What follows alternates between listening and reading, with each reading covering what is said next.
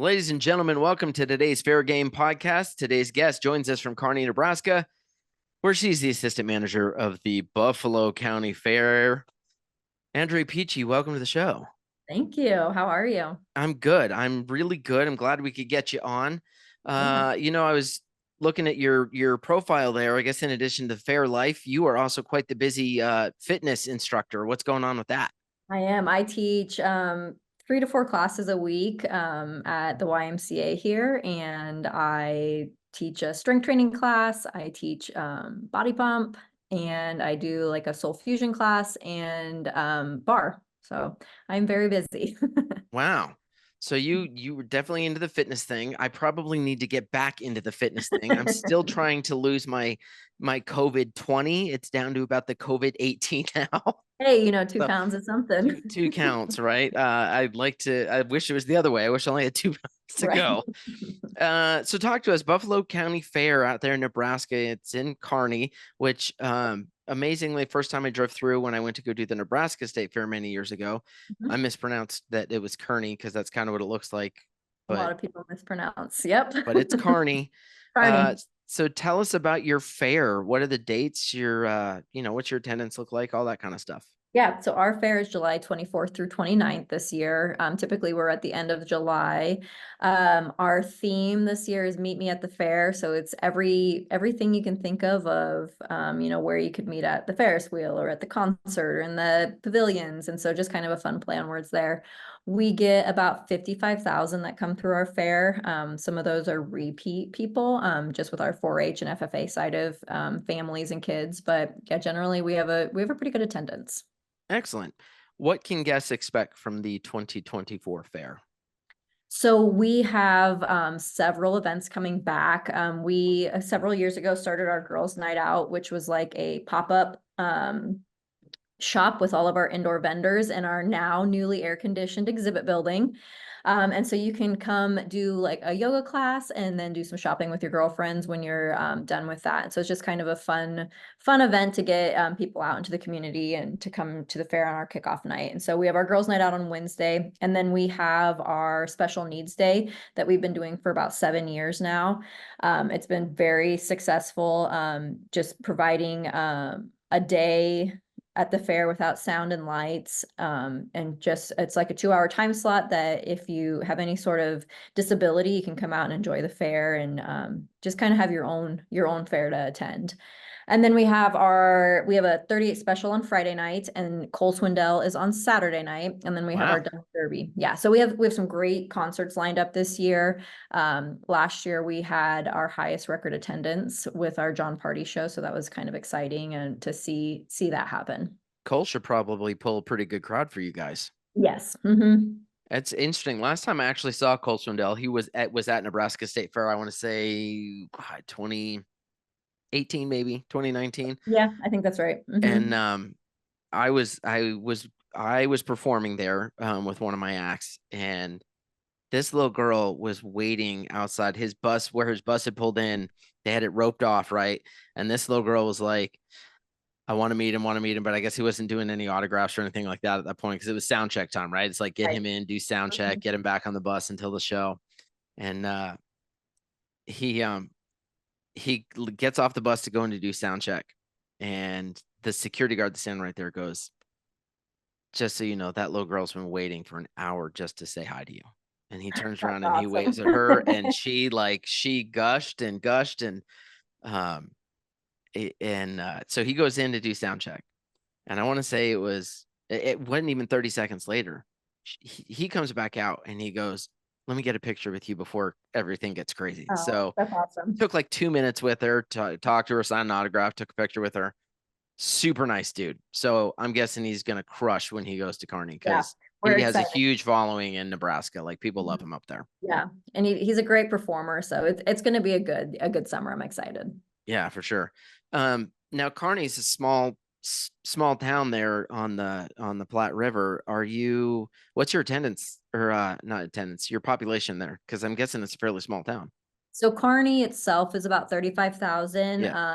Buffalo County is that 50 to 60,000 Okay. uh, population. So, but you know, we draw a lot from the Tri-Cities, so Hastings, Grand Island, North Platte, you know, so like our radius is pretty big. We're probably one of the bigger county fairs. And so we've kind of, you know, made that establishment that, you know, we're bringing top name performers and, Yep, you know, we're trying to create that experience, and we definitely want everyone in the state to come see us. for sure. What kind of impact, like economic impact, does your fair have on the economy there in Kearney?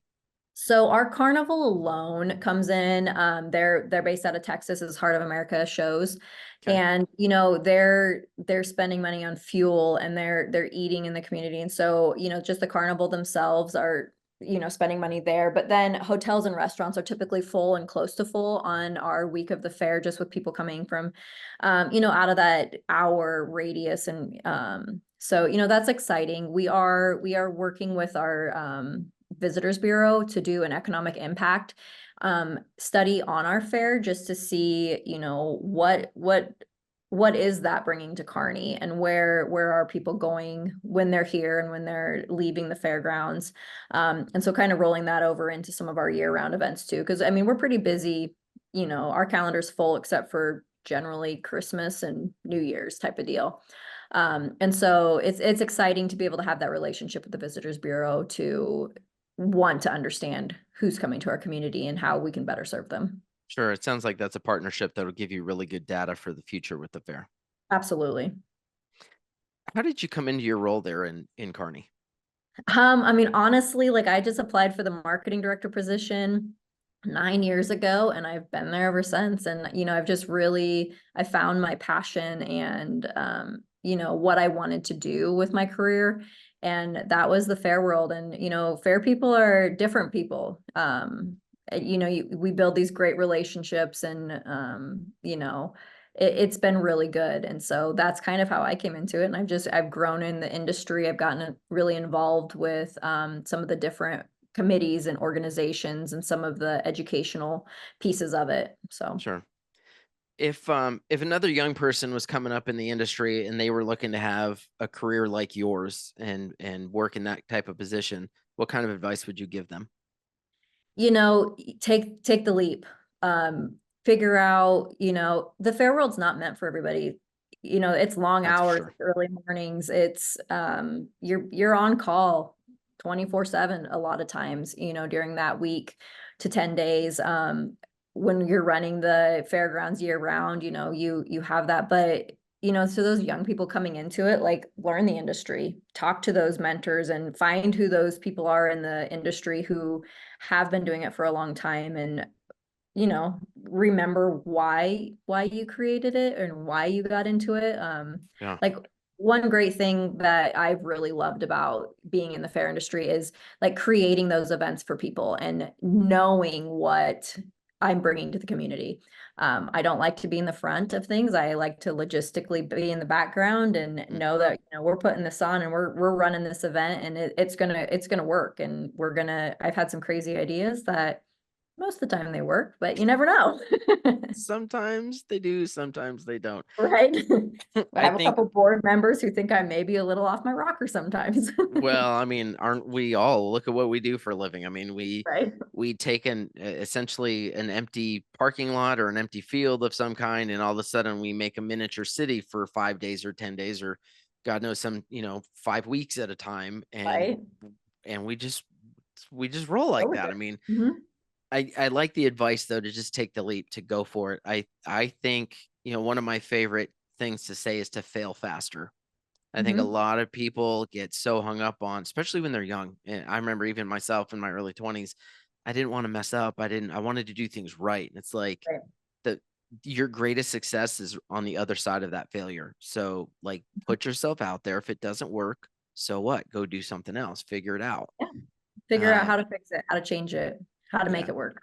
yeah, Mhm. absolutely. You alluded to, your board thinks you sometimes you're crazy with some of your ideas. So um, clearly, you've had some highlights and some lowlights.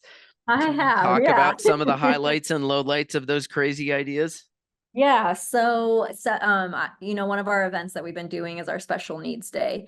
Sure. And we started that 7 years ago. So my nephew is special needs. And so it holds that kind of special place in my heart where I'm like, like we've always gone to places and it's really difficult to get him in and out and those kind of things. So we created this event, and our very first year, we had over 700 people attend it. Wow.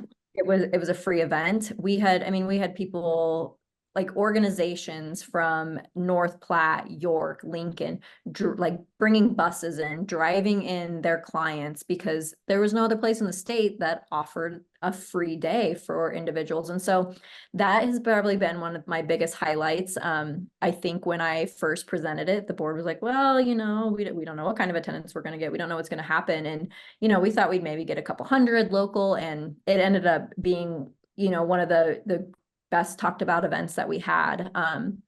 And so just being able to continue that each year has been one of my big passions. And we've brought sponsors on to sponsor the day. We have created their own carnival type of thing. And like just being able to see how the carnival workers who are running the rides helped get kids or adults on the rides and just interact and just have that totally different perspective was just incredible. So that's probably one of my it was a crazy idea, but it worked out, and we didn't lose a lot of money doing it. And it was a great thing that brought people to Kearney and put us kind of out there saying, you know what, we are inclusive, and we're here to stay, and we want to continue this. So it sounds like having a family member, your nephew, you said, right? Yep. Who's Hmm. who's part of that community with special needs, that really drives your passion for this. It does, yeah. And like and I worked in group homes for when I was in college. And so, you're always trying to find things to go do with them because sometimes money is limited. Sure. They don't maybe have the avenues, or they don't have a caretaker or a staff member that can take them to these events. And so we created also a program. It was called a buddy for the day. And you could sign up. Like one of my good friends, her kids signed up and they got their own buddy, and they'd go on the rides with them because as a parent, you don't want to go on the rides. You don't want to have to be the caretaker while you're trying to enjoy with your kids or with whoever. And so, we created this connection that you could come back every year and you could sign up and you could have your own buddy and you could go on the rides and you could go play games and they can win prizes. And it's not a lot, but it's something of their own, and they can come and enjoy it on their terms. And then we've also gotten the 4-H side involved, and they've given tours of like the ag barns, and we've just done Cool. some like our specialty shows just for free for them to be able to enjoy if they want. Fabulous. So that's a highlight. What about the flip side? You've certainly, I mean, if some of your ideas don't work, I'm dying to know Right. which ideas went thud. Oh man, I don't know if I've had any like major ideas go thud. The 2 years ago, I came up with this idea to do. You've seen the selfie museums that are in like big Yep. cities, and so we kind of created our own, like our selfie boards, and so trying to get those set up on the grounds when you're on concrete or grass, and you don't want them to blow over and kill somebody because they were constructed very well and heavy, Yep. but attaching them to the ground was not the easiest thing. And so just trying to feasibly make those work. They were kind of a failure, but yet once we figured them out and we got them in place and we figured out what we were doing, they've been so great, and it just boomed on our social media, and Right. people were taking pictures in them. One of them has a swing that it's over by the pavilion, like where all the animals are. You can just go swing on it and hang out and take pictures and selfies, and it's a little bit of free advertising. So So it ended up working, but it sounds like it was a lot more work to get it pulled off than you guys anticipated. absolutely. And it cost a little bit more than what I originally budgeted, but we made it work, and we've been able to use them year after year now. So Well, especially with the large backdrops. I remember when I did worked OC Fair, oh God, probably 2018 or 19. They mm, had, and it was massive. I want to say they had like 20 or 25 different backgrounds that were set up under this huge tent. And those things are heavy. Like you're not kidding. Those were made out of heavy plywood and 2x4s and whatnot.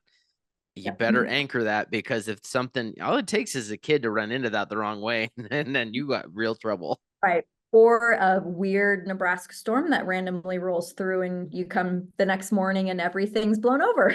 Do you have those in Nebraska? I would never have thought that. Yeah. Yeah. We get, you know, you never Yeah. know. Yeah, one of the only times I had to cancel a set when with my fortune machine attraction when I was at the in Grand Island at the state fair. Mhm. I did not realize that, because I was where they had me stationed, where I would kind of was backstage, my backstage area to where I was performing.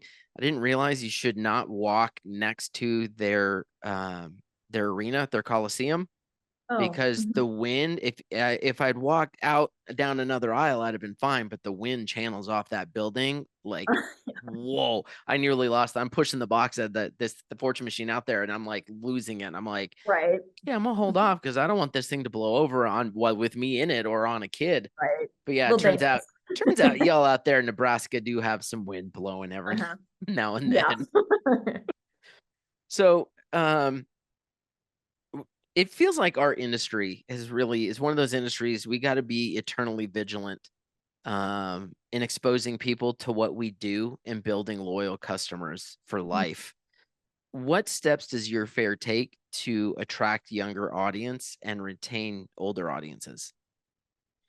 I mean, I think the big thing is just being aware that of what the younger audiences want and just staying up with current trends. One thing that I try to do a very good job of is staying active with individuals who are in the schools and those organizations who know what's going on and, just having those conversations and being able to create that.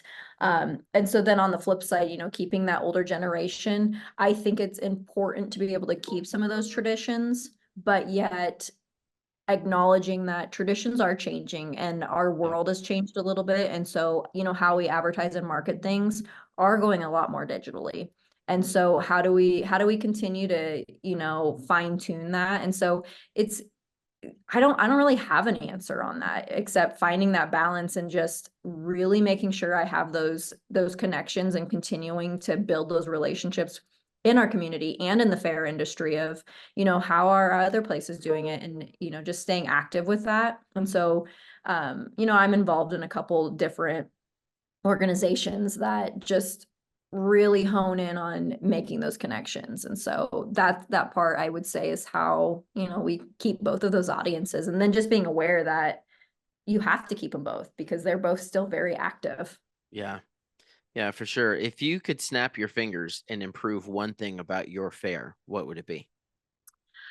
Oh, what would it be? Putting you on the spot with that one. No. Like we have like infrastructure things that could make things a lot easier. So that would be like traffic control after our concerts, maybe more concrete where our carnival sets up. And so, because part of it's on concrete, parts on like a gravel parking lot, Mm, which works. Having more concrete is great.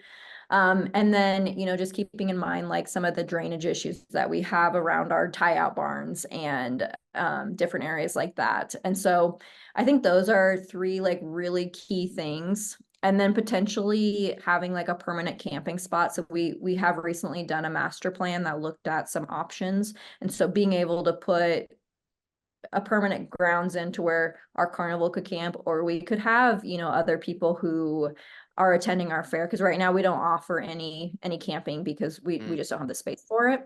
And so, that could be another avenue to, build up, whether it's maybe you do like a field party, pre-party before a concert, or you have like a, some more opportunity for people to be able to come stay on site and, yeah. just increase a little revenue there. Not that that's paying the bills, but Right. it definitely helps out. Of course. What is it you enjoy most about working with the fair? I loved like building the connections and creating an event for somebody to come and experience and, laying down that structure for it and then every person being able to experience it on their own terms and having those stories. And so that's what I love about the fair. And a little fair food once in a while doesn't hurt, but It sounds like you really like the creative side of it. I do. Yeah. I have a design background, graphic design background. And so Mm, being able to, take some of those tools that I, learned many years ago in college and then being able to apply it and just, coming up with something that maybe hasn't been done or tweaking something and just creating that experience. excellent. Now you say many years ago in college. I mean, come on, let's be realistic. It's not that many years ago you were in college. Probably more than you would think.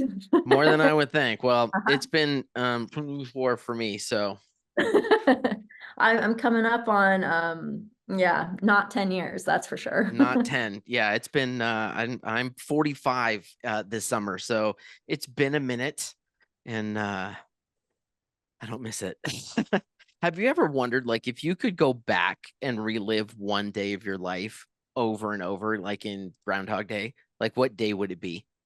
I honestly don't know. Like but I'm also like the kind of person that I really live in the moment and I'm not afraid to try something and like yeah, my 20s were great and I had fun there.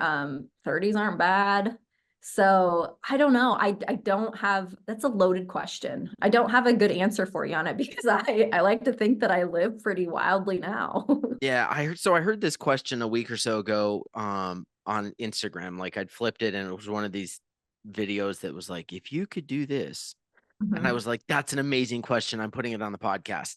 But I've been thinking about it for a week and I just had Madison Brooks on the show from Houston Yeah. and she had actually a pretty good answer for hers. It was oddly like very specific, almost down to like the date. In fact, I think she Oh, did give the date.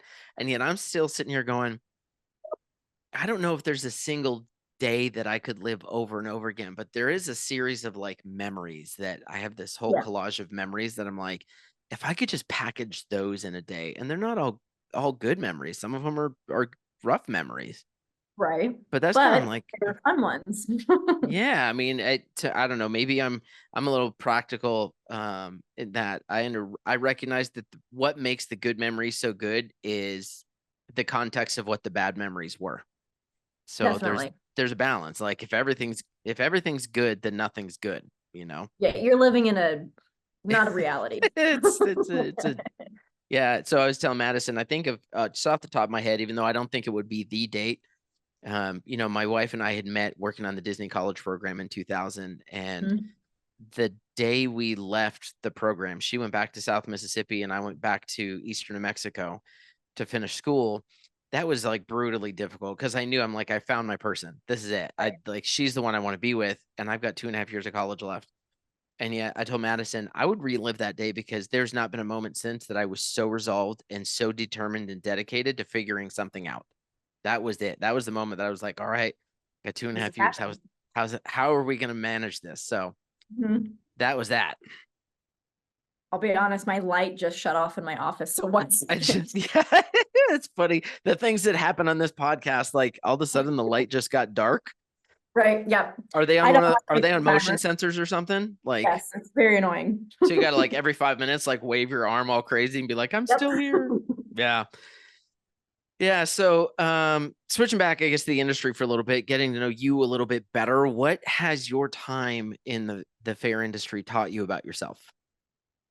It's taught me that like this is what I want to be doing. Like I love event management. I love planning. I love being creative and bringing people together to create a memory or this experience. And so I would say that that's one thing that I've really learned. And I've also learned just from like the industry and being involved a lot that like I really like being in leadership and I like having not control but having like that ability to take something from start to finish and knowing it's going to work and finding how to fine tune it and knowing I'm going to make mistakes, but how do we Right. go on the fly and fix it and still create something that's just so incredible. I like that it doesn't seem like I mean, obviously you worry about the mistakes to the extent that you want to try to avoid them, but I don't see you as somebody that handicaps yourself to avoid a mistake. Like you're willing to go put yourself out there and see what happens and adjust. Definitely. I don't know if that's a good or bad thing, but I think it's an amazing quality to have. Again, because I've talked to a lot of people about it. So many people will literally pigeonhole themselves trying to avoid making a mistake. And that's why I tell people fail faster, go try, you know? I like that phrase, fail faster. Yeah. Cause and I wish, you know, I'll ask you this question here in a second, but I'll give you my answer on this one. You know, you wake up tomorrow and you're face to face with your 15-year-old self. What do you tell them? And my answer is fail faster. Because I spent my late teens and early 20s like, I don't want to mess up. Like I suck if I mess up. And then Right. I somehow I grew up and I was like, no, like you're supposed to because your greatest successes are right on the other side of that failure. Absolutely. That's So for then the sure. question to you, what would you tell 15-year-old you? I would tell 15-year-old me take the leap. Stay creative, find your passion and do it. And Yeah. I mean, what do you got to lose? Yeah, for sure. For sure. If you hadn't come into this industry, what do you think you'd be doing? I honestly don't know. I guess I would hope that I would have found my way here. I worked in a filter company prior And a to what company? filter, like making Like air like oil, air. oil filter. Okay, got you. Yeah, That's I was interesting. I was a packaging and graphic designer for a company in Kearney.